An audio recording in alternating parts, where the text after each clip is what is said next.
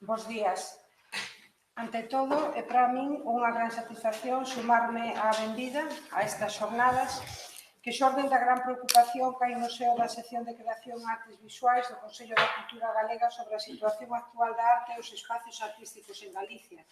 Xa Manuel Quintana explicou toda a situación dos museos, dos espacios de arte que ha acontecido aquí nos últimos anos, pero tamén quería eu resaltar a falta de desinterese e abandono tanto, xa non só por parte das institucións, sino tamén por parte da cidadanía en seu conxunto, que eu creo que é un tema tamén que analizaremos ao longo da xornada.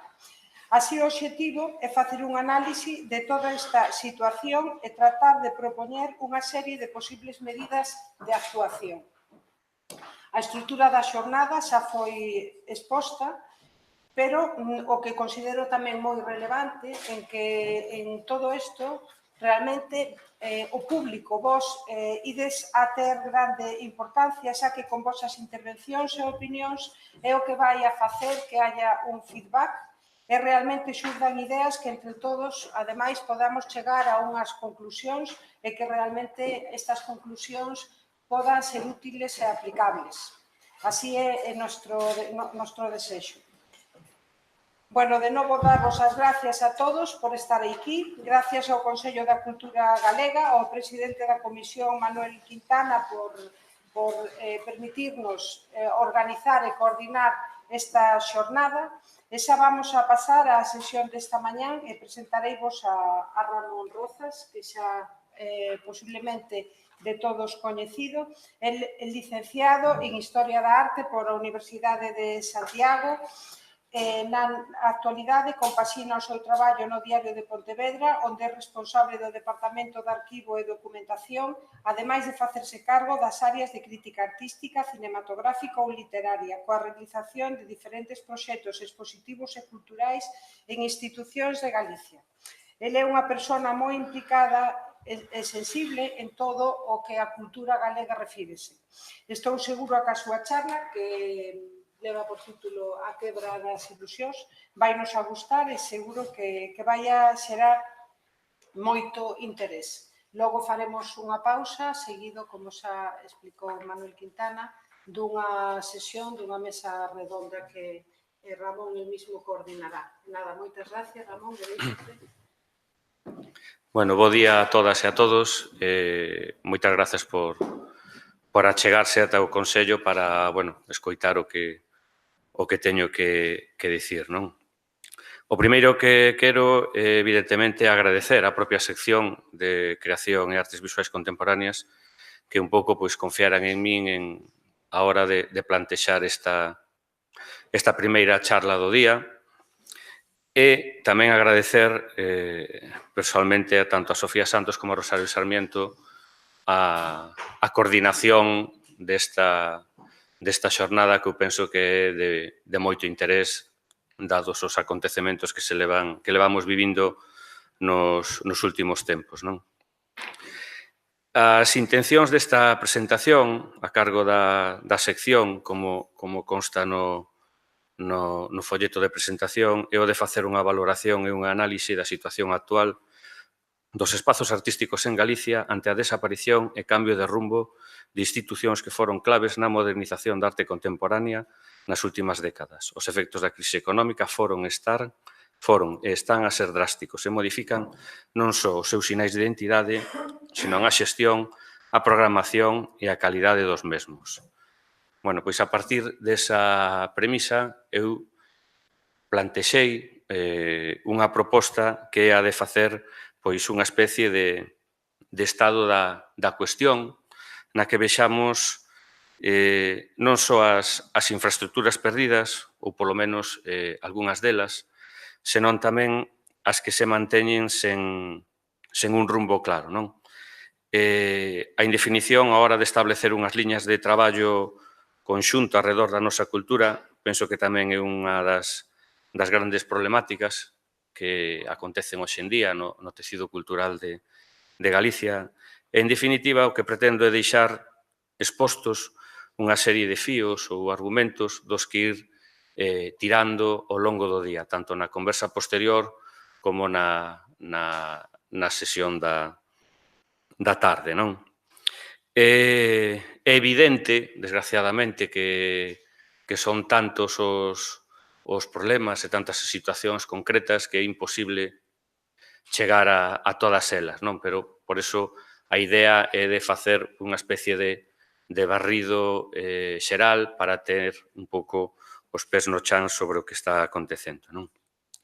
Para iso vou tentar amosar algunha das eivas que eu percibo no noso sistema cultural, procurando non caer nas mesmas perversións que se reflicten no propio sistema, non? Vivimos nun sistema no que a dependencia de moitas institucións co entramado político é permanente, pero que, en base á experiencia e aos feitos, con independencia das siglas que dirixan cada un deses centros, o certo é que, ao fin e ao cabo, non se diferencian demasiado unhas das outras á hora de plantexar certos comportamentos, non? Estos peches ou derivas en diferentes tanto centros culturais como proxectos responden non a unha situación puntual, non? Vemos que como se están a prolongar demasiado no tempo e penso que limitar toda esta situación aos efectos da crise económica é simplificar demasiado unha resposta ou posibles respostas a esas fracturas que está habendo no noso tecido cultural, que penso que son o punto límite, o abismo ao que se chega ao final de toda unha serie de consecuencias, non?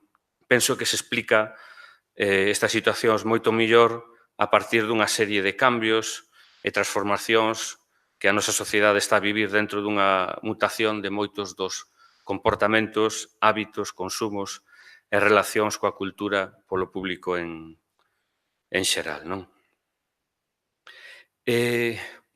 Comezo con esta, penso que imaxe icónica do que está a acontecer hoxe en día, non? A portada do marco e con esa pancarta que colocaron os propios traballadores non neste inverno, senón nun inverno anterior, cando se deu a coñecer esa situación de indefinición na que entraba o Museo de Vigo, non? Vou plantexar unha especie de sintomatoloxía, non? Porque isto tamén hai que entendelo un pouco como unha enfermidade dentro da sociedade, non?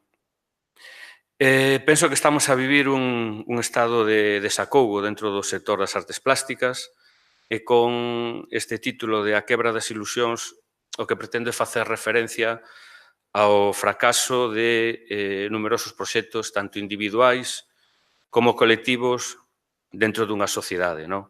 Uns fracasos que, ao fin e ao cabo, acaban converténdose nun fracaso de todos nós. Os soños daqueles que proxectan facer cultura son parte tamén dos nosos soños. A cultura é un material dunha enorme fortaleza por todo aquilo que nos pode outorgar como conxunto a sociedade. Pero tamén é un dos materiais máis febles se non se aseguran ben as súas bases. Estamos nun punto, nun momento de tal gravidade que algo ao que non estábamos afeitos e que tiña que ser algo común e formar parte de todo o sistema cultural, como é a reflexión sobre nós mesmos, era algo ausente da nosa paisaxe, non? É así que encontros como este, ou recentemente celebrado pola Asociación Galega de Profesionais da Xestión Cultural, penso que son a mellor proba desa inquedanza que se instalou na sociedade e agardo que se sigan promovendo dende diferentes eidos da nosa cultura. Vivimos tempos complexos, todos somos conscientes diso, tempos nos que contemplamos a deriva de numerosos proxectos artísticos que van dende o propio emplazamento físico, a partir do traballo en centros de creación e exhibición, ata o plantexamento de ideas. Propostas ou proxectos para desenvolver dende os máis variados supostos, non? Moitos deles son proxectos colectivos que enguedellan ou pretenden reunir a diferentes axentes culturais que non teñen por que estar ubicados nun espacio concreto, senón que moitos deses proxectos podense levar a rúas ou outro tipo de espazos que tamén se van a ver afectados por esta situación, non?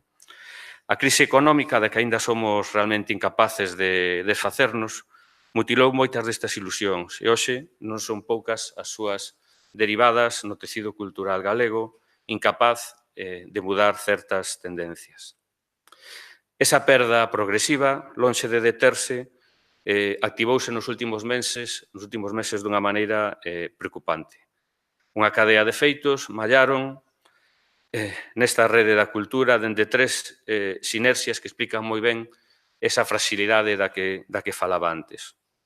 Os tres modelos un pouco paradigmáticos desta situación serían o cambio de rumbo e de dirección, aínda por resolver na xestión do Marco de Vigo, o recentemente anunciado peche do MAC da Coruña e o remate dun proxecto cultural de longo alento como é o Outono Fotográfico que tras 35 anos de vida e coa excusa duns poucos cartos pasou a cesar no seu camiñar como referencia dentro deste campo da creación, non? Temos, polo tanto, nestes tres fracasos, tres territorios de acción. Por un lado, o da infraestructura pública, o do sector privado e un proxecto de acción colectiva. Estes tres feitos son parte dunha progresiva perda de espazos e alentos artísticos que asomarán ao longo desta análise. Unha perda que traerá con ela unha especie de descenso de actividade que se vai producindo en cascada, non? Esa disminución de proxectos e espazos de dinamización vai levar consigo tamén a perda de pequenos espazos, de galerías de arte, cuxas baixas nestes anos tamén son abondosas. E xunto a elas, moitos artistas renunciarán en maior ou menor medida ás súas posibilidades creativas na procura dun sustento fiable para as súas economías, perdendo así a sociedade boa parte do seu caudal creativo e imposibilitando os soños e ilusións de moitas persoas.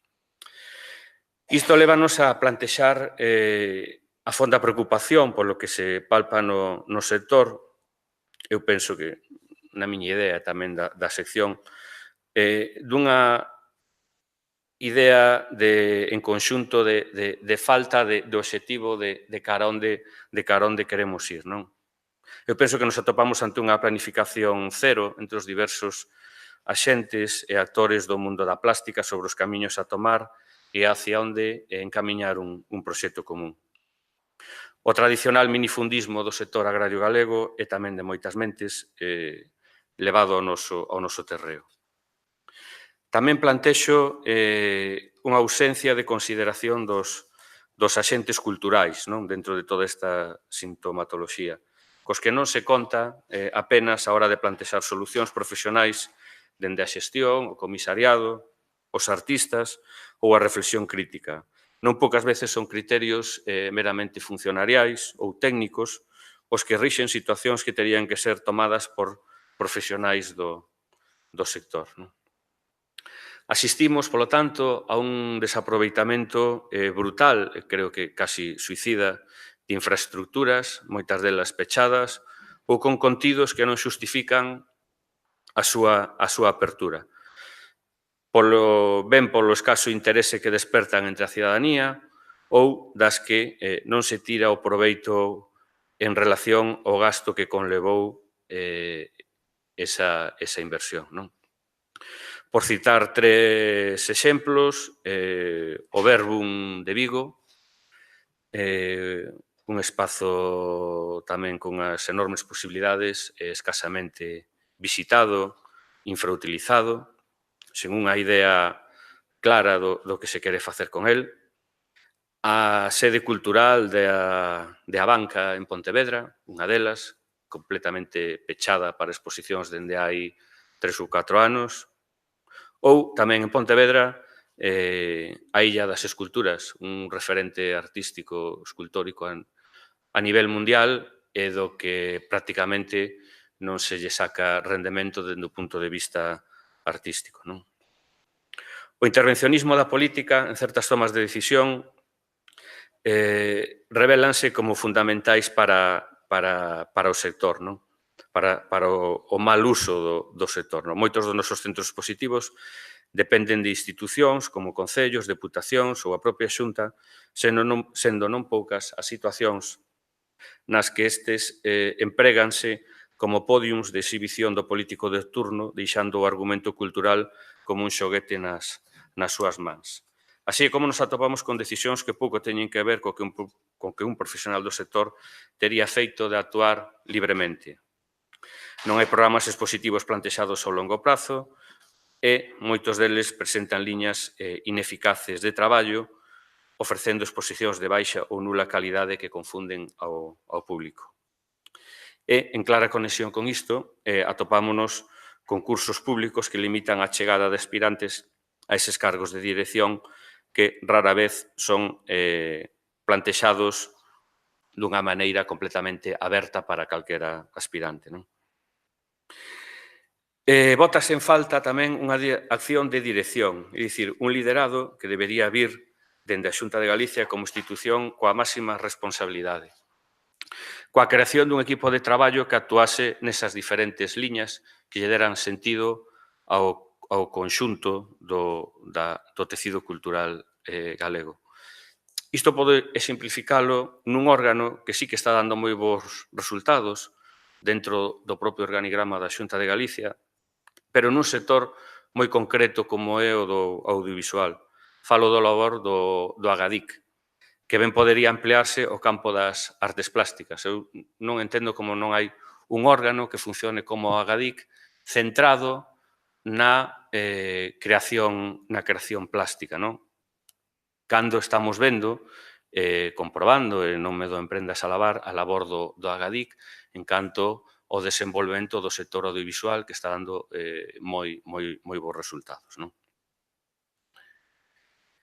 Paso a un segundo punto que defino como a cultura en deterioro dentro da nosa sociedade. É certo que estamos inxeridos dentro dunha perda xa a nivel global, a nivel mundial, non hai por que centralo só en Galicia ou generalizada, de valores referidos a todo aquilo que permita xerar pensamento na nosa sociedade.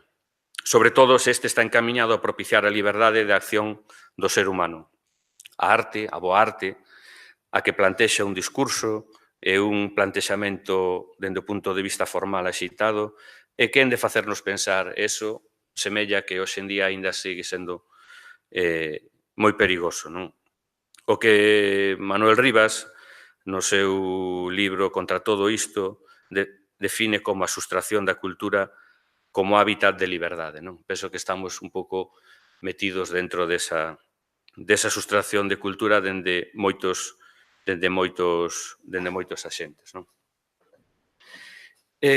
Aquí emprego tamén unha frase da nosa inesquecible Berta Cáccamo sobre os museos que un pouco teñen que funcionar tamén e afastarse desa idea que tamén hai moitas veces na sociedade e incluso dende os organismos políticos do museo como un mero contedor de cousas, un mero contedor de cadros, de obras de arte, no mellor dos casos.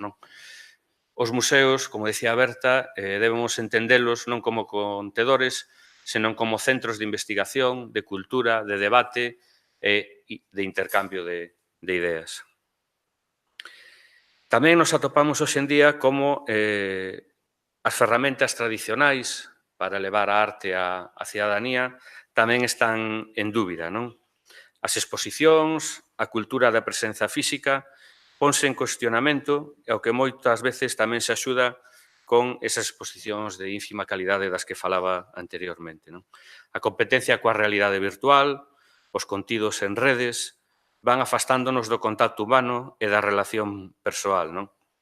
Dicía Miguel Fernández Cid nun encontro entre os 4 directores do CEGAC para celebrar os 25 anos dese centro, en relación á maior presenza de públicos e asistencias ás inauguracións nos seus anos como director, que esa presencia física no museo era o xeito que había antes de estar en rede. Non? Pareceme unha apreciación moi atinada e que nos debe levar un pouco tamén a pensar cara onde nos estamos movendo na sociedade.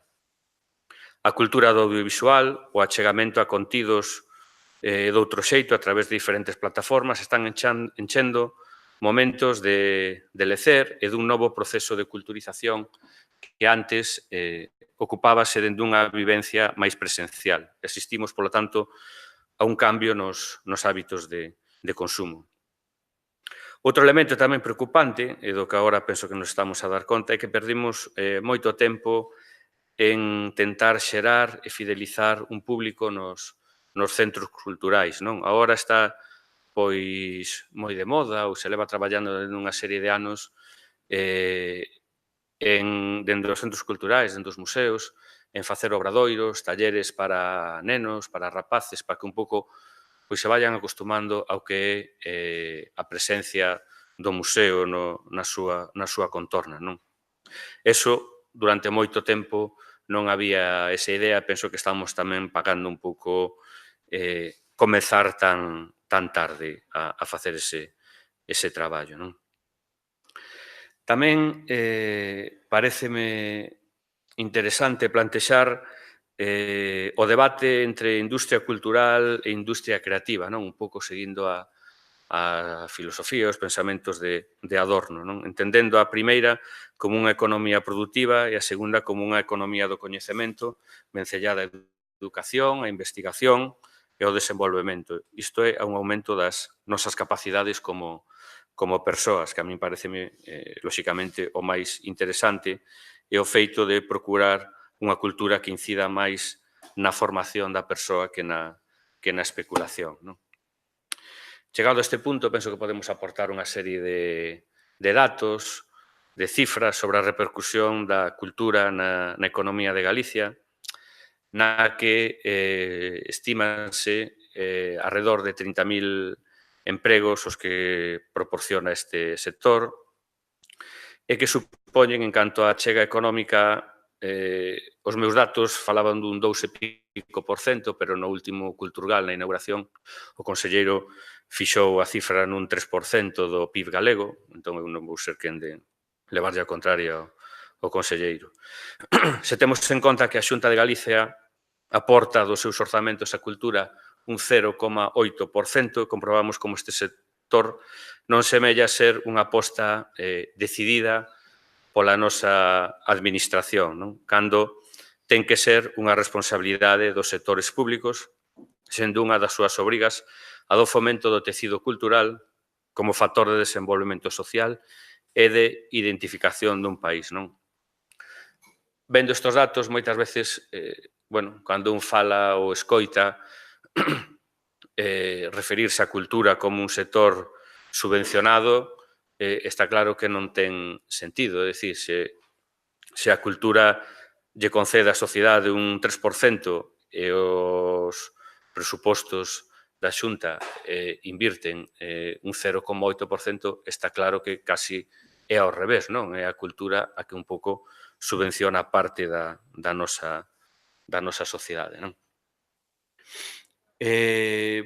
Aquí coloco dúas imaxes un pouco para amosar a forza que pode ter a cultura, non? Unha imaxe do recentemente celebrado Culturgal en Pontevedra. É un espazo que dentro do Culturgal eu penso que ten moito interese e moitas posibilidades para visibilizar o que é a arte dentro do conxunto da cultura como ese espazo arte que comisaría a Paula Cabaleiro, que acaba de entrar, e non lle vou quitar a imaxe para que faga foto. O terceiro punto é xa máis o referido a esa quebra propiamente dita da que falaba ao principio. Non? Un pouco, penso que podemos situarnos nese Nese terremoto que se orixinou na nosa sociedade, a través das caixas de aforro, todavía lembramos aquela competencia entre o norte e o sur, Caixa Galicia e Caixa Nova rivalizaban non só no financiero, senón tamén no ámbito cultural. Proxectos, exposicións, infraestructuras sementaron o país dunha burbulla cultural que, como a da construción, amosou a súa febleza poucos anos despois, non? Ante esa perda de cartos que tivo lugar na nosa sociedade e a posterior venta desa entidade resultante que xurdiu da unión de ambas, penso que se deixou marchar a posibilidade de traballar no futuro a partir tanto da súa colección como das súas propias infraestructuras, non? Perdéndose o que se chegou a plantexar nalgún momento, como foi integrar pezas da súa colección ao patrimonio dos galegos, non? Xunto a iso, perdeuse unha inversión anual que se estima en torno aos 40 millóns de euros en cultura que procedía desas institucións, non? Creo que era o momento, a posibilidade de plantexar unha gran pinacoteca de Galicia a partir deses fondos, co que iso conlevaría para dar a coñecer a nosa plástica dun xeito conxunto, tamén para xerar públicos arredor da arte e darlle sentido a algún dos contedores da cidade da cultura, non? Penso que sería o lugar máis acaído para ter aí o que sería unha pinacoteca de Galicia que, se nos paramos a pensar, non existe esa pinacoteca, non? Sería tamén unha maneira de minorizar as perdas de cartos que toda a sociedade sufriu con esa desfeita das caixas, non? Aínda menos mal que se conseguiu a súa consideración como ben BIC no último momento, o que impediu a súa fragmentación, pero aínda así non impide a súa posible venda en calquera momento, non? Agora atopámonos con esa colección pois amosada moitas veces dun xeito fragmentario, repetitivo e que non serve, dende o meu punto de vista, para explicar ben o que sería a evolución da arte galega, apostando ou promovendo esa confusión que penso que moitas veces impera dentro do noso público, non? É evidente que agora, dende unha xestión privada, como a que se está a producir, pouco temos que dicir, pero sí que non podemos deixar de lamentar a perda de espazos ou o infrauso de moitos deles, non? Pois poño, por exemplo, o gran centro cultural que se fixo en Pontevedra, fronte ao Café Moderno, no cal, como comentaba antes, pois dende hai 4 ou 5 anos, as salas de exposicións non teñen uso ningún. Asistimos, entón, un pouco a partir desa crise económica, pero sumado ao que se debemos sumar todos esos síntomas de perda de valor ou de consideración da cultura dentro da sociedade, penso que se abriu un período negro no noso sistema artístico, non? Fracturado moitos dos seus referentes, non? Se pensamos nun mapa de Galicia, os grandes contedores culturales forman unha sorte de AP9 da cultura, abeirados á marxen dese vial de comunicación que dende o Ferrol chega ata Portugal, pero que ao chegar a Tui semella como se caésemos nun baleiro porque seguimos completamente de espaldas ás inercias que proceden da arte que se leva a cabo en Portugal. Vilanova da Cerveira, Porto, Braga, Guimaraes son focos artísticos fronte aos que seguimos de costas, empregando a famosa frase de Saramago de que España e Portugal son dous siameses unidos polas súas costas, pero que nunca chegan a mirarse a cara, non? Se comenzamos un pouco un percorrido rápido a través desa autoestrada, está claro que en Vigo tivo lugar un deses feitos máis lamentables destas quebras, non? É un pouco un deses tres exemplos paradigmáticos cos que comecei a miña charla. O incerto camiño plantexado arredor do marco, o museo que ubicado na Rúa Príncipe ocupa un lugar privilexiado dentro da cidade, e isto penso que non é algo anecdótico dentro da situación que se está a vivir, porque ao mellor se estivese afastado dese núcleo non ocuparías as cobizas de algúns, dentro dunha cidade que nos últimos anos descubriuse a sí mesma como aglutinadora de votos e como aglutinadora de intencións dos políticos de turnos para a partir da cidade perpetuarse nos gobernos. Penso que esa descoberta da cidade, onde as luces de Nadal cegan as perspectivas de futuro da propia cidade, na procura desa inmediatez que a política sempre precisa cando que falamos e de votos. O marco plantexou ao longo dos seus anos de creación, dende novembro de 2002, aquí temos unha fotografía que non é moi boa do día da inauguración, con aquela exposición adicada a Atlántica, nun novembro de 2002, no cal as nosas costas estábanse a teñir de negro, pois a arte nos estaba a amosar coas súas cores, as súas posibilidades de facer soñar a sociedade. Penso que o marco plantexou unha das liñas de traballo máis interesantes dentro do noso tecido cultural. Ocupou iso tan difícil que é ter e acadar un espazo propio, cunha dinámica de traballo coherente, rigurosa, que traballaba dende moitos elementos, con atención a novos creadores, plantexou concursos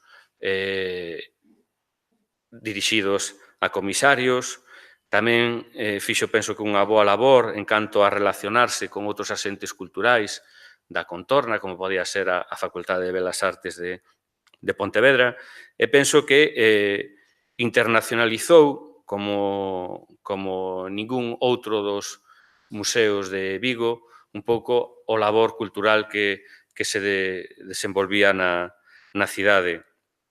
Tamén foi, a vista dos números, rendible dentro do punto de vista de visitantes, e de feito tiña os números máis altos de visitantes dentro da cidade, con en torno a 89.000 visitantes o ano, o cal un pouco nos leva a plantexar a quen non lle interesa ese tipo de arte, este discurso contemporáneo. En Vigo atopámonos cunha das maiores presenzas de edificios adicados á cultura, pero moitos deles en desuso ou sen liñas de actuacións axeitadas que permitan o seu correcto aproveitamento. Outro inverno xa se nos botou en riba a partir desa imaxe inicial na que comecei a miña charla con esa tea na que os traballadores do marco falaban dese winter is coming, pois agora chegou outro inverno e o marco segue aínda sen director, e contemplamos como as mostras que se organizaron ao longo deste ano son unha auténtica caixa de grillos, é dicir, aquí temos a última, penso, gran exposición que se fixo no marco, foi a de Ángel Huete, e a partir de aí este ano empezou a facerse unha serie de exposicións que pouco teñen que ver co que é arte, co que é cultura, como esta última sobre a luz e a lente, na cal se facía unha historia do microscopio a través dunha colección particular, ou outra anterior que houbo adicada a Julio Verne, que en cambio si tería moito máis sentido ubicala dentro do que é o Verbum, un museo dedicado á palabra, e non no marco. Este caótico ambiente expositivo de Vigo pois nos leva un pouco a plantexar como se pode organizar toda esa estrutura de edificios nos cales non só é grave a falta de recursos económicos de institucións como pode ser a Fundación Laxeiro, que está na Casa das Artes, supoño que todos eles están pasando evidentemente polos rigores económicos, pero penso que o máis grave é o non ter claro o que se quere facer dentro de cada un deses espazos. o Verbum, o Centro de Estudios Fotográficos abandonado completamente, o Pazo Quiñones de León, a Pinacoteca de Vigo, o Museo do Mar, ou a Casa das Artes, con esa Fundación Laxeiro, pois, bueno, moitas veces solápanse nas súas intencións e agora estamos á espera de ver finalmente o que acontece co marco e como se vai a reestruturar toda esta paisaxe, non? Na miña querida Pontevedra o problema ven máis pola falta de espazos ou polo peche de algúns, non? O xa referido peche das salas de exposicións do resplandecente edificio de Abanca, que xusto 5 pasos diante del ten o Café Moderno con outra sala de exposicións pertencente á mesma institución. Unímoslle a perda hai uns anos dun dos grandes referentes da arte contemporánea, non só en Galicia, senón en España, como a Bienal de Arte. Unha referencia que, coa excusa da crise económica, parou a súa longa traxectoria, finalizou na 31ª edición, e a promesa de volta, ata o momento nunca chegou, non?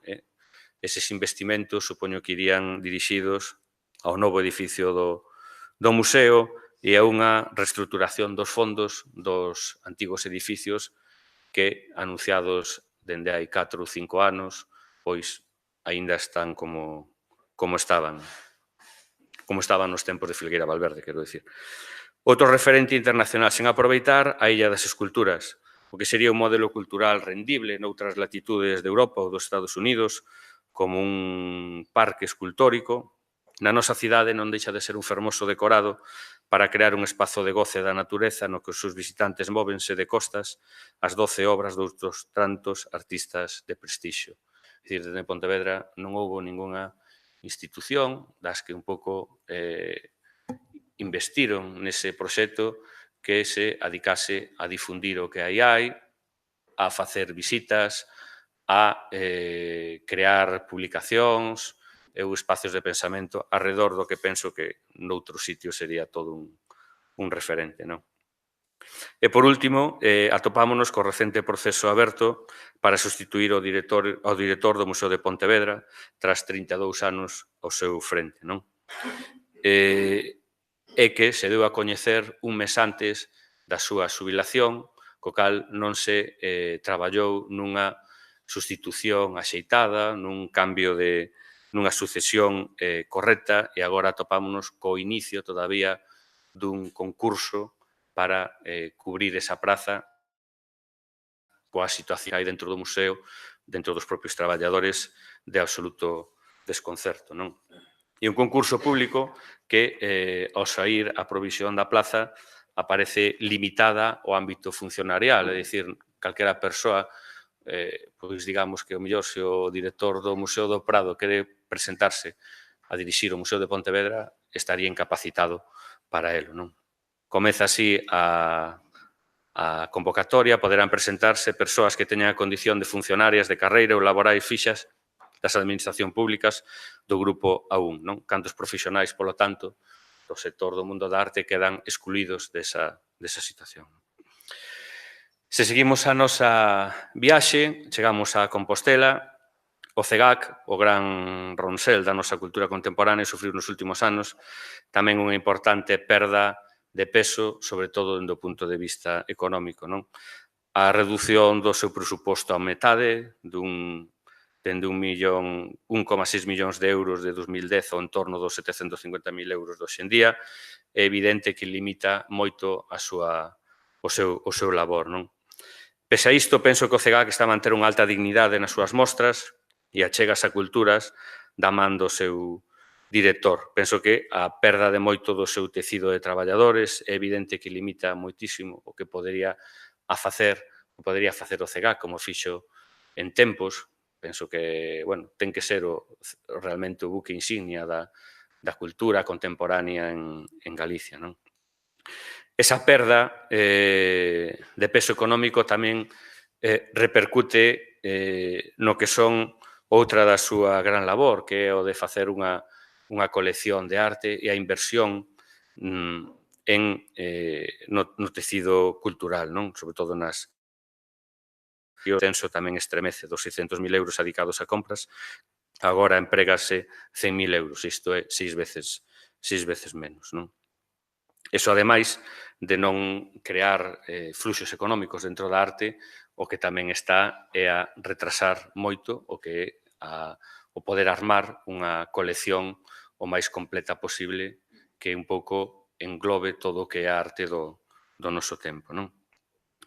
A Cidade da Cultura, da cal xa temos, bueno, estamos cansados xa de escoitar falar, as críticas sobre ela, do erro de partida, da súa magnificencia de inversión económica sen previsión de contidos, e dos contidos que, dende o papel á actualidade, pois demóstrase que non estaba vencellada a realidade.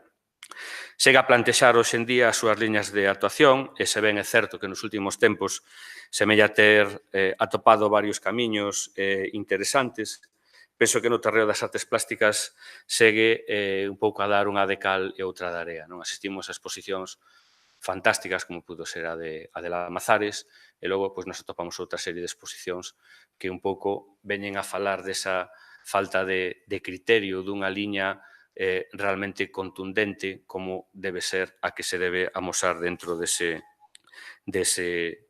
centro. Tamén penso que aínda ten por definir e solucionar a súa confrontación co propio CEGAC a hora de establecer liñas diferenciadas que, dende o meu punto de vista, non deben tentar colisionar entre eles. E todo iso coa rémora que vai sempre arrastrar do altísimo investimento nesa infraestructura mastodóntica que aínda non sabemos cando comezar a ser rendible para a sociedade.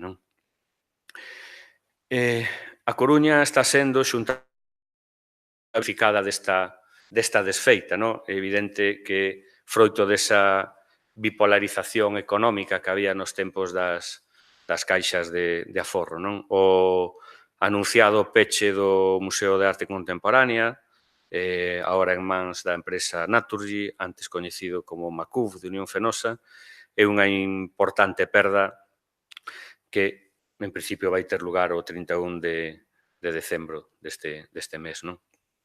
É unha perda, penso que moi importante, porque, xa que, ademais do seu labor expositivo, creo que era, dende o meu punto de vista, un dos máis interesantes de Galicia, tamén froito desa claridade, supoño que por parte da dirección, do que se tiña que amosar ali dentro, non só dende o punto de vista expositivo, senón que plantexaba un importante labor de compromiso coa sociedade na dinamización cultural dende o contemporáneo. As súas becas artísticas penso que eran das máis destacadas en Galicia, os talleres, os obradoiros, os diferentes ciclos musicais e outro tipo de actividades culturais. Penso que falábamos dunha das achegas culturais máis importantes de Galicia, co cal é unha perda que, como dicía Quintana ao principio, penso que vai ser irreparable. É certo que falamos dunha entidade privada, é un deses 3 modelos dos que lles comentaba, dos que lles falaba ao principio, pero non deixa de ser unha entidade que está moi vencellada ao traballo dos galegos ao longo da historia. Unión Fenosa, os recursos naturais que parten de Galicia hacia o resto do Estado. Co cal, non deixa de mostrar a falla de sensibilidade, evidentemente, dunha empresa que simplemente busca incrementar os seus recursos económicos e que amosa esa falla de sensibilidade, pois pechando todo o que teña que ver co que é a obra social, que un pouco a única maneira de devolverlle algo á sociedade dese aproveitamento que está a facer dos recursos. Penso que agora, e ante este escenario, a nosa prioridade é tentar loitar por que algunha institución se faga cargo dese espacio, da man dunha administración pública, e tamén a posible integración dos seus máis que interesantes fondos dentro de algunha colección galega.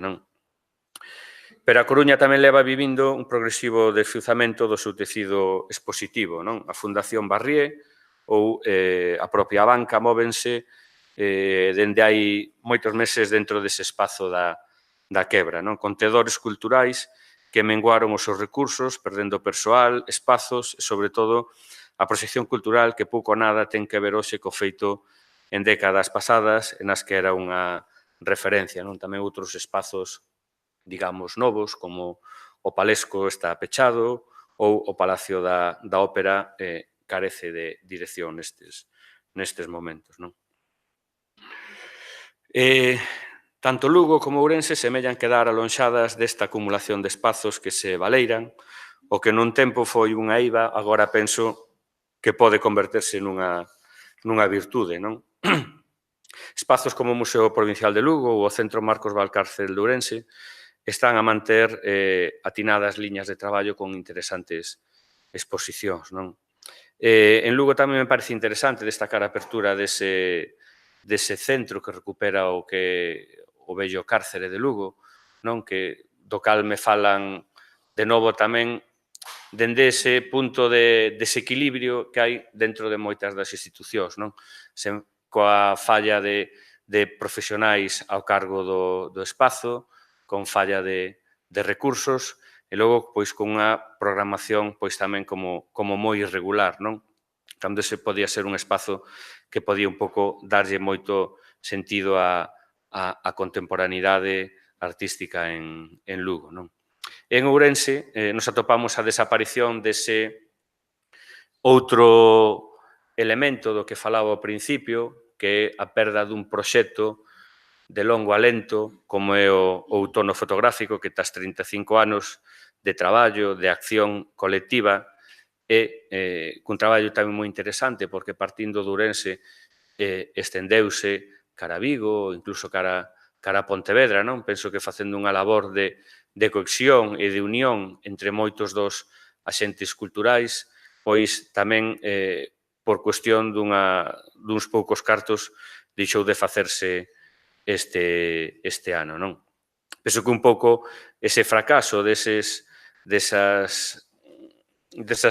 industrias culturais, por chamalo así, tamén provocan a fractura de moitas relacións entre os diferentes activos da arte, de comisarios, de artistas, que un pouco sen esos nexos de unión tamén van un pouco desintegrándose do que é o ámbito da cultura, non? Cando todo isto esmorece, afecta a todos os sectores e un dos máis necesarios nesta cadea de axentes son as galerías de arte. A internacionalización de Arco hai uns anos eliminou a numerosas galerías e a presenza galega que en 2007 centrábase en 5 desas galerías, como ADOC, Bacelos, Marisa Marimón, SCQ e 30, hoxe só unha, PM8 de Vigo, está presente en Arco. Os coleccionistas e as institucións nútrense nesa cita dos seus fondos, co cal esa ausencia é terrible para as galerías. Xunto a iso, a perda de presupostos nos centros, como xa vimos, vai frear todo ese fluxo económico. Na primeira década deste século eran 20 as galerías que formaban parte da Asociación de Galerías de Galicia. Hoxe son soamente 3, Marisa Marimón, Vilaseco e 30. É certo que nos últimos tempos abríronse diferentes espazos, en Santiago Metro, Federico Naratonta, Luisa Pita, Nordés e o espazo a Fundación Didac plantexan algunha alegría, así como o recente espazo Cubo en Vigo. En Pontevedra pechou a única galería que había, About Art, aínda que se trasladou a Lugo, deixando a Pontevedra sen galerías privadas, a excepción do traballo da Fundación Rosón. É curioso como en Pontevedra, unha cidade tan volcada co mundo da arte, cunha facultade de Belas Artes, unha escola de restauración, unha escola de canteiros, o Museo de Pontevedra, un referente da cultura en Galicia, non ten ao seu arredor algunha galería de arte, o cal nos ven de novo a falar das nulas dinámicas entre os diferentes axentes da arte.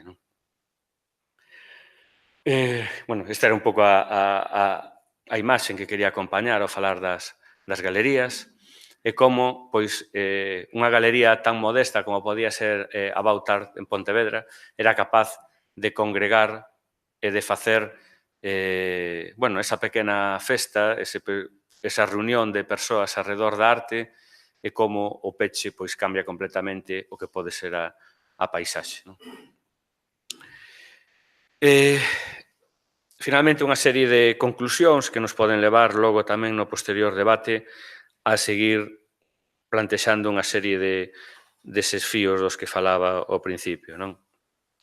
A cultura é unha necesidade para calquera sociedade, pero tamén ten que ser entendida como unha obriga en canto á atención dos nosos xestores públicos.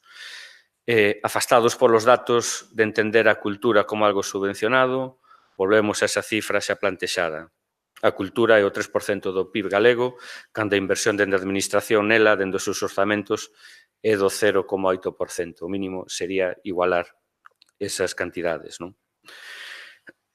Temos que poñer en valor aos axentes culturais a través do seu traballo, non só a través de mesas de traballo para coñecer a súa opinión, senón que esas mesas teñen que ser efectivas, non só palabras, senón compromisos, nas que se plantee a valorización de cada un deses protagonistas dentro do conxunto da arte. Defendamos a profesionalización da xestión dos espazos artísticos afastados de intromisións políticas, alleas ao sistema e perniciosas para o seu desenvolvemento. O político máis intelixente, para min, non é o que coloca a persoa que a él pensa que vai a ser máis proveitosa para o seu labor dentro ao fronte dunha entidade cultural, senón o máis intelixente vai ser o que coloca o mellor xestor, o que o mellor coñece o mundo da arte e logo el pode aproveitarse de cara á cidadanía dese traballo. Non? Establezcamos unhas liñas de traballo nun horizonte de actuación que aclare o sector e que defina cara onde temos que ir. Artellemos unha lóxica dos equipamentos, plantexemos as funcionalidades de cada un deles e as súas propostas artísticas, xerando contidos de interese para a sociedade.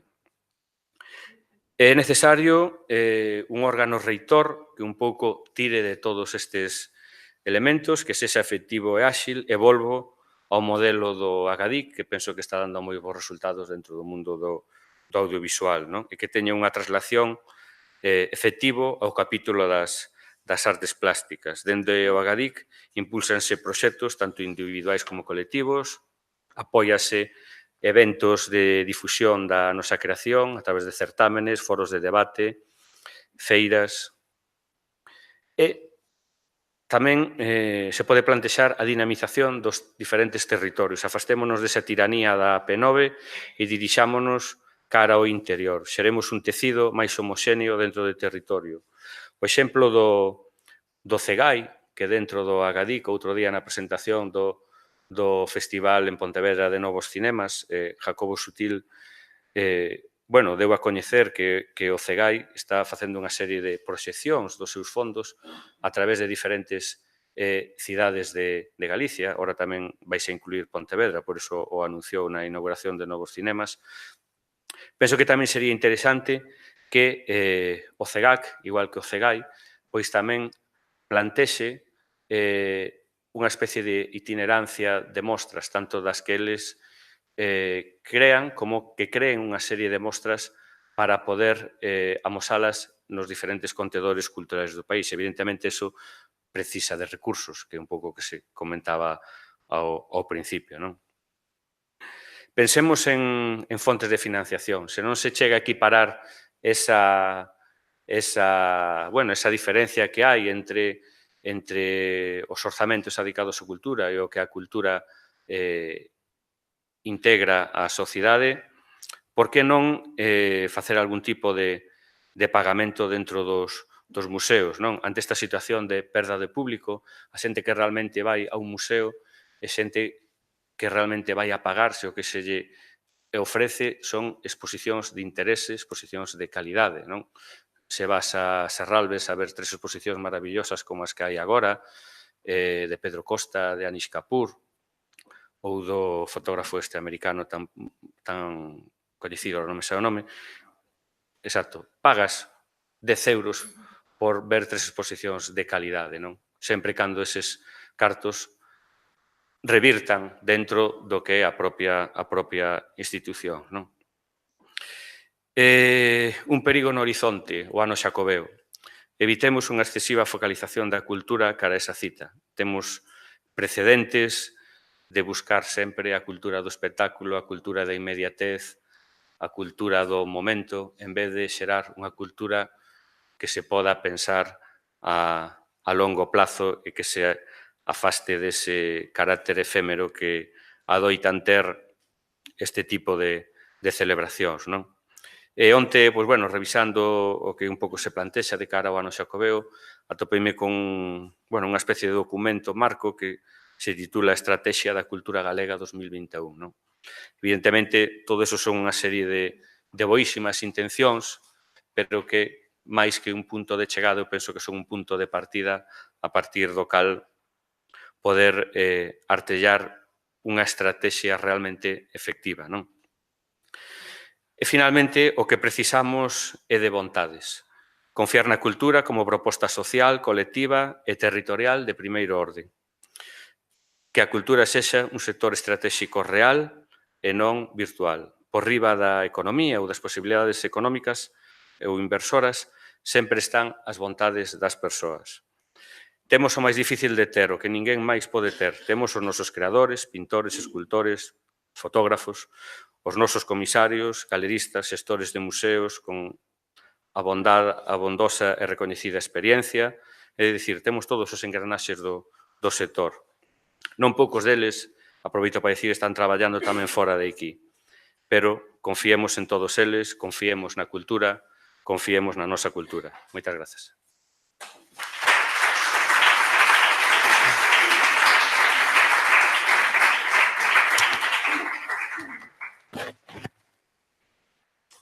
Bueno, ahora non sei se temos un momento de descanso ata a seguinte intervención ou se alguén quera ao mellor plantexar algún tipo de pregunta ou a facemos despois. Vale.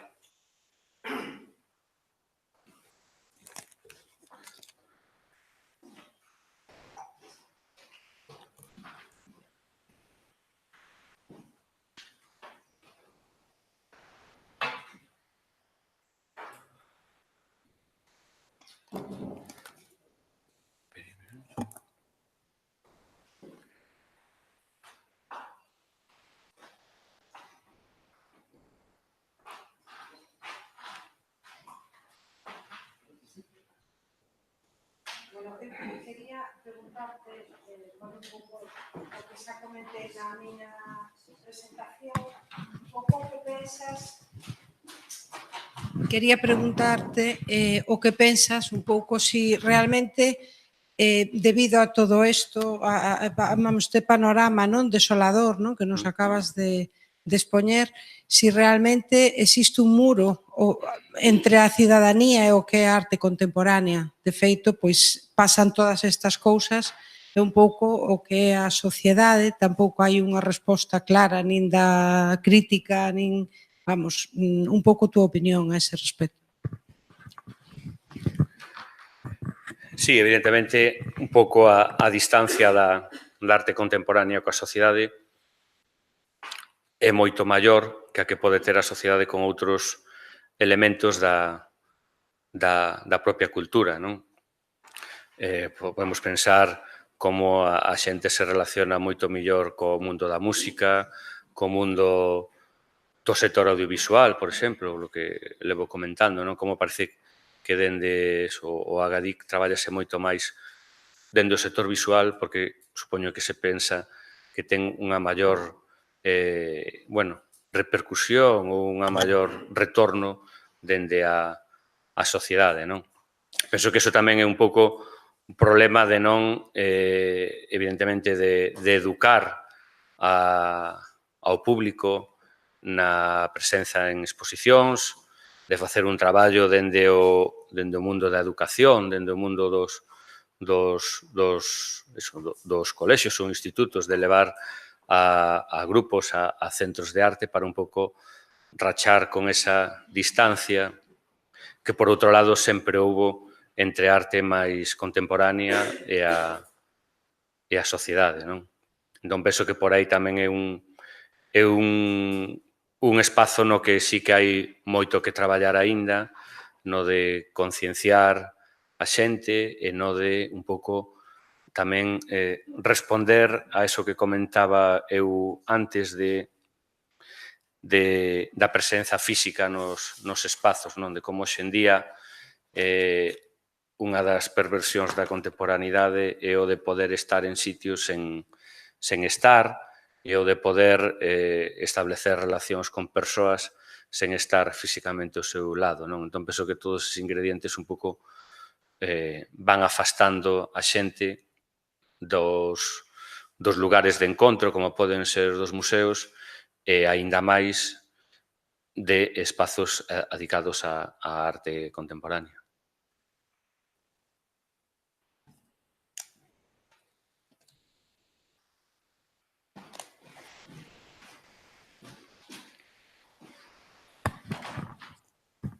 Hola, bos días. Hola.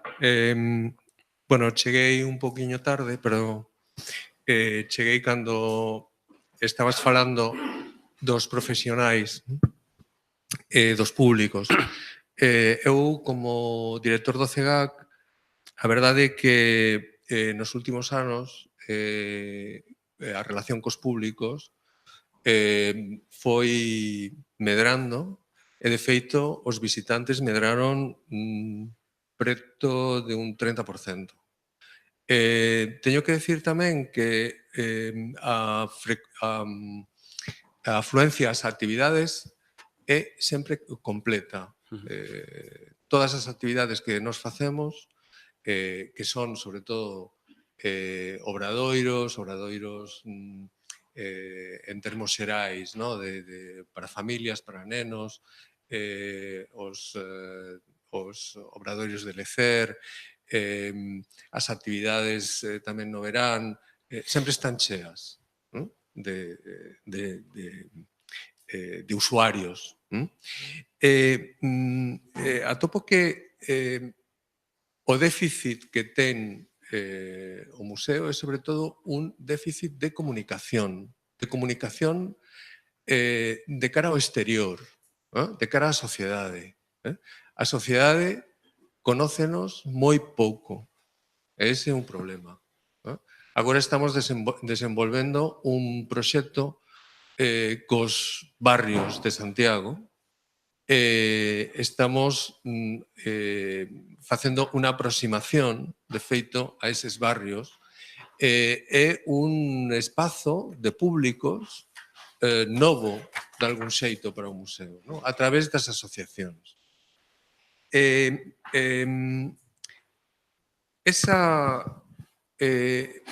Tamén falabas a necesidade de que moitas das exposicións de centros como o CEGAC tendrían que viaxar a outros lugares de Galicia e, de feito, antes que eu chegara á dirección, xa se fixo, se fixeron algunhas das exposicións. Creo que xa na etapa de Miguel Fernández Cid foron feitas algúns proxectos non só en outros lugares de Galicia, sino tamén foron levadas exposicións a outros lugares en España e ao estranxeiro. Esa foi unha dos proxectos que comecei a plantexar a través tamén dun colectivo que plantexou efectivamente esa posibilidade de levar exposicións ou partes da colección do CEGAC a lugares onde non hai unha tradición de arte contemporánea, non de cultura, sino de arte contemporánea, a vilas, non só as capitais provinciais, sino a vilas. Ese proxecto non se fixo precisamente porque cando nos quixemos colaborar con esta empresa, con esta asociación para levar eses proxectos ás vilas, se plantexou desde a institución que actividades que podían ser realizadas por parte do equipo non podían ser externalizadas. Pero, de feito, o equipo foi reducido drásticamente e iso é máis importante que a reducción do orzamento. A reducción do equipo plantexa unha parálise de actividade que é moi grave. E, de feito, foron reducidos os departamentos de exposicións e o departamento de actividades, que son os departamentos realmente importantes da institución. Foron feitos, antes da miña chegada, informes pola xerencia daquele momento de que no CEAC había persoal de abondo. De feito, o problema que tivemos estes últimos anos é un problema de persoal. E o problema de persoal e do equipo é o máis importante das institucións. De feito, ti falabas dos profesionais galegos da arte contemporánea. Efectivamente, hai extraordinarios profesionais galegos en activo, pero son profesionais que non poderán traballar nunca no CEGAC se non é a través dun concurso público para a dirección. Porque noutros postos intermedios, como unidade administrativa da Xunta de Galicia, que é o CEGAC, polo tanto, non é unha entidade autónoma, está ligada deste xeito á institución, polo tanto, é unha unidade administrativa, ríxese polo emprego público. E o emprego público contradícese, ás veces, coa idea de servicio público, porque a contratación só pode facerse a través de listas controladas polos sindicatos e, de algún xeito, son listas nas que se escolle as persoas polo momento da inscripción nesa lista, polo orde de chegada. Polo tanto, profesionais que están traballando ou que saíron con doutoramentos da USC non poden traballar directamente no CEGAC. Pero tampouco temos a posibilidade, e é unha cousa que estamos intentando poder sortear, a posibilidade de facer prácticas. Xa se fixeron e foron feitas moitas prácticas no CEGAC, pero neste momento, como unidade administrativa, o CEGAC non pode admitir un emprego a través de bolsas ou de becas ou de prácticas que non estexan remuneradas directamente e que non entren no marco do emprego público. Bueno, sobre o que falabas da asistencia de públicos, bueno, evidentemente congratúlome, de feito, falei, non estabas cando falei do CEGAC, que penso que falei desa reducción de recursos, tanto económicos e de persoal, e con esos mimbres que se estaba facendo un traballo francamente moi bo, non? Un froito dese traballo está claro que é a asistencia de público. A xente non vai aos sitios onde non ten de onde sacar cousas. Entón, penso que por ese lado, fantástico. Estou máis de acordo contigo no tema da comunicación e que de algo que hoxe en día tamén é algo moi grave dentro do sistema cultural galego, non? A falta dentro dos medios de comunicación, e se ven do que falo, de espazos nos cales escribir de cultura, reflexionar sobre calquera tipo de arte, non? Podemos falar tamén como a crise económica chegou aos medios de comunicación, reducción de páxinas, e o igual que acontece na sociedade, a cultura é sempre o primeiro que un pouco se orilla, se pon a un lado, e nos xornais é o mesmo tamén. Bueno, custa moito para alguén como a min, que son quen se pelexa todos os días por tentar ter unha páxina dedicada a cousas de cultura no Diario de Pontevedra. Pois, bueno, afortunadamente a min nunca mo negan, pero sei que é moi complicado e non en todos os medios hai esa sensibilidade. Penso que eso sí é algo moi importante tamén para o que dicía Sofía de facer que o público estea moito máis en contacto coa contemporaneidade, coa arte, pois, se temos plataformas de conexión entre os dous elementos, pois sempre será moito máis fácil. E sobre o de facer esa itinerancia, evidentemente, de exposicións, claro, eu sempre falaba de tendo os recursos necesarios. Sen recursos é imposible, pero sí que penso que era algo realmente importante, polo que ti dicías, de levar arte a espazos onde non están afeitos a ver ese arte contemporáneo, pois traballando a partir das propias coleccións do museo, pois levar unha serie de exposicións por diferentes espazos onde non están, tanto os que están acostumados como os que non. Eso tamén serviría para xerar públicos que se conectasen co CEGAC e que houvese unha maior presencia de espectadores.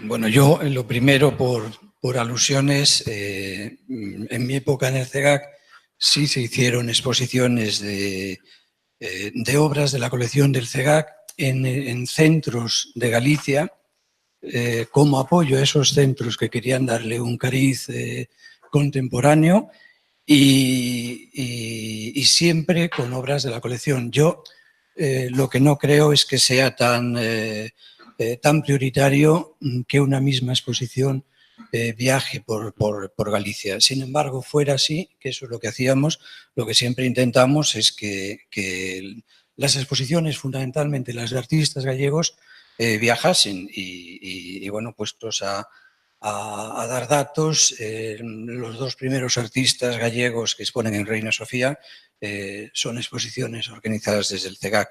Pero bueno, yo lo que quería es simplemente comentar algo de lo muchísimo que tú nos has contado y como decírtelo en lo que estamos de acuerdo todos, me parece que es lo obvio, yo te diré en lo que no estoy de acuerdo.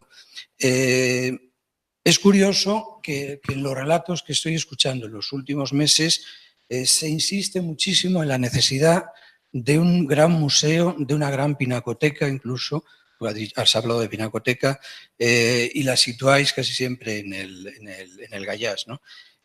Yo, en lo que no estoy de acuerdo es, tú has comentado el CEGAC, debería de tener una colección y la colección lo más completa posible.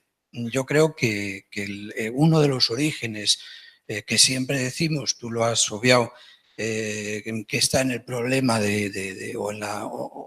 o en la peculiaridad del mundo gallego, del arte contemporáneo, es que el CEGAC es un centro de arte, un centro de exposiciones que tiene colección y muy buena, puesto que ha sido organizada por mentes distintas y desde planteamientos diferentes, es decir, que se ha ido completando, mientras que el Marco es un museo y, sin embargo, ha funcionado hasta ahora como centro de exposiciones, ¿no?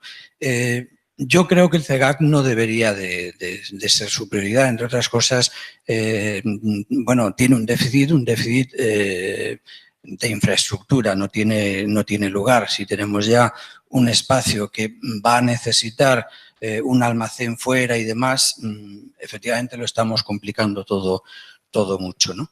Yo sí creo que tiene que tener lo que tiene, una colección con una serie de obras excelentes, muy significativas y que te permitan, que eso es un poco la clave casi siempre de las colecciones, aparte de aquello de atesorar y contar la historia y demás, que te permitan establecer contactos con otros museos, con otras instituciones, bueno, pues porque son digamos, elementos o puntos a favor, ¿no? Pero yo simplemente era un poco esta historia, ¿no? Hay una cosa que me ha parecido muy, muy brillante, que no lo habíais escuchado hasta ahora, que tú has dicho que sobre el Marco la codicia, quizá la codicia de muchos, viene por lo bien ubicado que está el edificio, ¿no? Yo creo que efectivamente ese es uno de los puntos que lo hacen más atractivo, ¿no? Y que lo hacen más atractivo para que siga siendo de arte contemporáneo, lo bien ubicado que está. Pero bueno, yo tampoco quiero alargarme.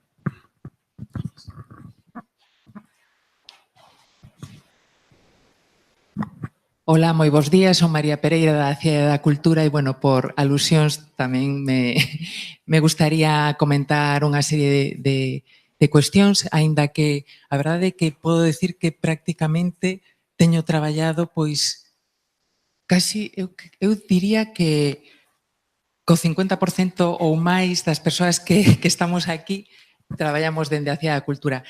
A verdade é que nós non estamos ben ubicados porque temos a fenda da Avenida de Lugo, non somos como Marco de Vigo, que estamos en plena Rúa do Príncipe, e temos unha fenda emocional e unha fenda realmente unha ferida difícil de curar. O Gaiás non é un centro de arte contemporánea, pero sí que a arte contemporánea está presente. E sí que é certo que temos pois unha falla de coñecemento, Cecais, aínda que estamos auditados e que temos reunión de padroados pois todos os anos, mañán temos a reunión do padroado tamén a terceira que temos neste ano, sí que aí explicitamos as líneas de acción.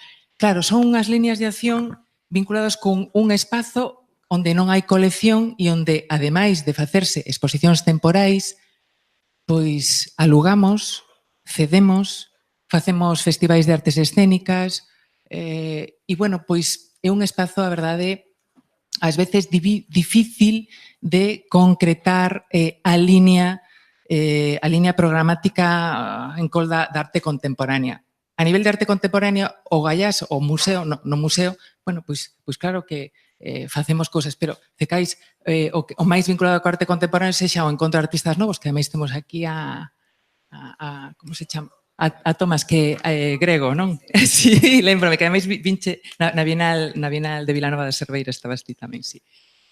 Pois Cecais, pois o encontro de artistas novos, o concurso que facemos, aquí está Silvia, coa Facultade de Belas Artes tamén colaboramos bastante, a verdade, e bueno, pois temos bastantes barreiras de entrada, como se diría en marketing, no? A accesibilidade, que non hai autobuses, hai un autobús diario. Eu que veño en tren, teño que pagarme un taxi, mi madriña. Subo e baixo andando moitas veces, ou o meu compañeiro Nacho me sube.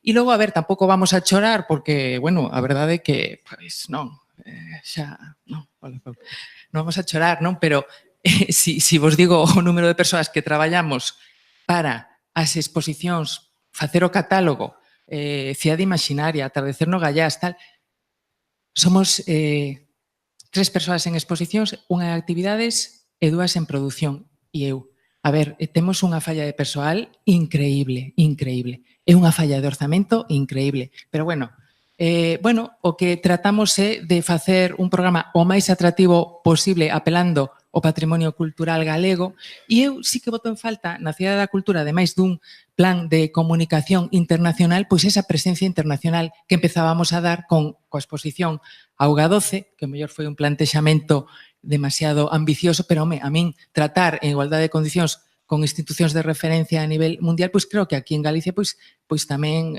pois se debería de dar. Bueno, simplemente que sí que temos uns criterios de programación, ás veces pois non concordan, me entendo, cos estritamente habituais, porque realmente temos 3 líneas temáticas, un dirixida a un público familiar, que como que o que di Santiago, a verdade é que é unha pasada, debe ser que os pais están desexando sacar os rapaces fora, pero tamén se nos enche a tope, agora imos inaugurar este venres Cidade do Nadal, e logo unha línea de acción vinculada ao que precisamos, que son o tema de visitas e accións de divulgación.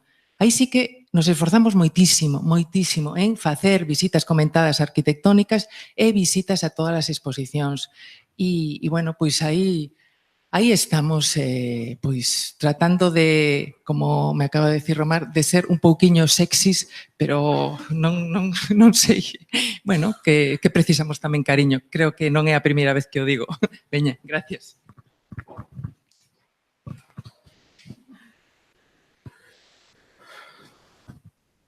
Hola, yo solo matizar, ya se pasó un poco la pregunta, matizar lo que te preguntaba Silvia sobre si el arte contemporáneo está muy separado de la sociedad y todo esto. Creo que siempre nos estamos mortificando con eso y poniéndonos en paralelo con las artes visuales o con la literatura, pero es una comparación viciada, porque no es lo mismo una exposición de arte contemporáneo, no sé, de cualquiera de las que está haciendo el CEGA o que hizo el marco Juan Luis Moraza, que no la hizo ninguno de los dos, pero lo hizo Macuf.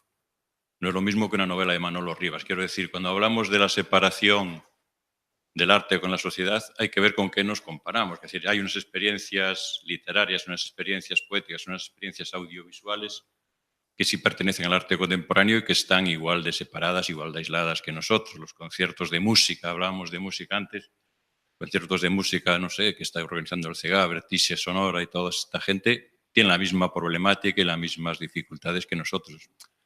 Viene a cuento de que no nos mortifiquemos con esa separación del arte con la sociedad y viendo ejemplos de otras actividades culturales que no están tan separadas, porque esas cosas hay que matizarlas. Quiero decir, Fariña no es lo mismo que un ciclo de audiovisual de arte contemporáneo, siendo los dos cultura y siendo los dos perfectamente respetables. Solo pedir que no nos mortifiquemos con el asunto de la separación de la sociedad. Nada más.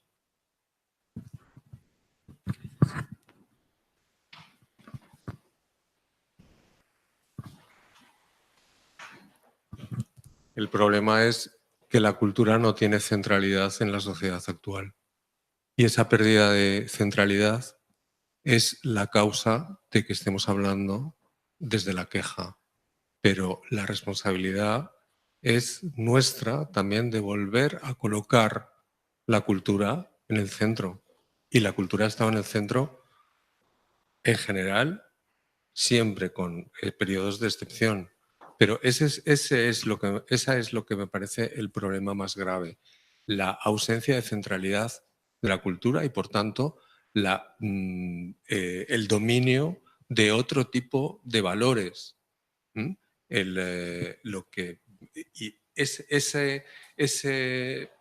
Esa fricción entre cultura y valores es lo que hace que todo este tipo de situaciones sean marginales. Pero son tan marginales, estoy totalmente de acuerdo con Ángel Cerviño en esa apreciación. Es decir, y eso depende también de los lugares. ¿Cuántas veces las personas cuando van fuera son capaces de pagar 15 euros o 20 para ver exposiciones en el Guggenheim, en el Louvre, donde sea, y son incapaces de entrar en el Marco porque es gratis o en el CEGAC porque es gratis? Bueno, y el caso de Serralves es claro. Serralves es también un éxito de comunicación. Y como la cultura no es el centro, lo que está en el centro es otra cosa, es una cuestión como más de espectáculo, son otro tipo de valores.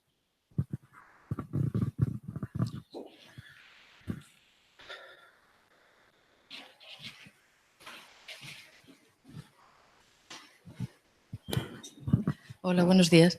Vamos a ver, yo sí me gustaría saber, porque yo creo que al final estamos aquí más o menos los de siempre, los que vamos a todo lo que se mueve en cultura y en arte por Galicia, y podemos contar nuestras pequeñas historias o grandes historias de cada uno de nuestros centros de trabajo y nuestra experiencia personal. Pero a mí me gustaría saber, por ejemplo, cuántos políticos hay aquí hoy, que levanten la mano, si hay alguno que se haya anotado por voluntad, no porque esté invitado. Porque al final todo esto está en manos de concejales, de delegados, de diputados, en fin, cuya sensibilidad ante el arte es muy cuestionable, ¿no? Y no vamos a hablar ya de experiencias personales, pero en fin. Dicho esto, otra cosa que me parece fundamental y que creo que no has mencionado en la intervención, que es el tema de la educación. Un país en el que la música y las artes plásticas siguen siendo las Marías, porque actualmente en secundaria está siendo impartida la plástica por profesores de educación física, por profesores de matemáticas, en fin. Yo creo que hay un problema que nos viene ya desde muy abajo y que nos está mencionando. Podemos hacer muchos talleres en nuestros museos, para que los niños que muchas veces no tienen otra cosa que hacer y no pueden quedarse en la calle o con los abuelos, pues nos los dejan en los museos. Pero está fallando. No hay conexión, ya no solo comunicación con el público, sino no hay conexión con la propia educación. Entonces, si en el sistema educativo, en el currículum, no existe, ojo, no estoy hablando de historia del arte, que es así que está en todas partes, estoy hablando de artes plásticas, o sea, estoy hablando de la pintura, la música, todo aquello que genera una cierta sensibilidad. Entonces, creo que eso no está curricularmente en ningún sitio en la educación. Y por otra parte, también, lo último ya, la comparación, bueno, que hacías con lo de Agadiz. A mí me parece muy bien, pero creo que Agadiz entendió hace mucho tiempo que eso era una industria. En el arte somos otra cosa.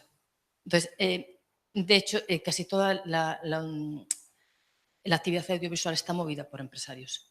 Esa es la realidad de la actividad empresarial audiovisual. Entonces, los artistas, la gente de los museos, de las salas de arte, pues bueno, estamos en otra onda un poco más espiritual, creo yo, pero ese concepto de industria... La no profesionalización de muchos de los ingredientes. Pero ellos entendieron hace mucho tiempo, entendieron no, es que realmente está en manos de empresarios. El dinero que se mueve es con otra intención. Y aquí eso queremos vivir del arte, un poco así dicho entre comillas, ¿no? Pero creo que habrá que intentar conectar un montón de factores y sectores de la sociedad, ¿no? Para esto. Pero yo creo que pasa fundamentalmente por ver también el interés que tienen los que actualmente están moviendo presupuestos, están moviendo acciones y bueno, en fin, y que tienen la sartén por el mango. Y yo, como digo, aquí no veo a nadie, que está muy bien que entre nosotros lo hablemos, que podemos quedar también y hablarlo como hacemos habitualmente, no entre nosotros, pero tenemos que intentar llegar a ellos o no sé. Moi ben, pois imos a deixalo aquí, descansamos un ratiño e logo temos o debate.